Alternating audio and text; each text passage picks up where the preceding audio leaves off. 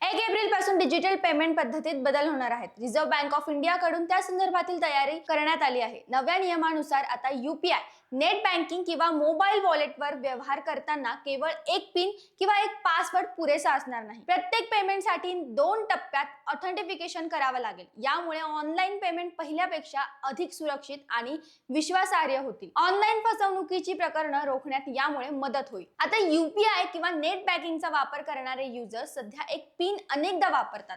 यामुळे हॅकर्सला ट्रॅक करणं सोपं होतं. मात्र आता बँका आणि फिनटेक कंपन्यांना 2 प्रकारे सुरक्षा द्यावी लागेल. प्रत्येक व्यवहारावेळी बदलला जाणारा डायनामिक पर्याय असेल, म्हणजेच प्रत्येक व्यवहारावर नवा OTP जनरेट होईल.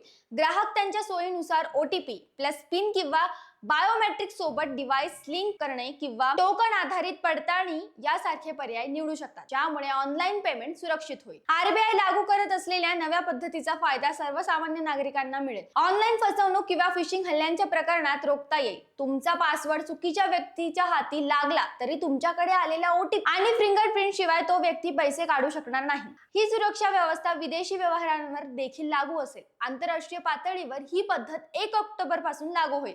दरम्यान 1 एप्रिल पासून अनेक नवीन नियम बदलणार आहेत.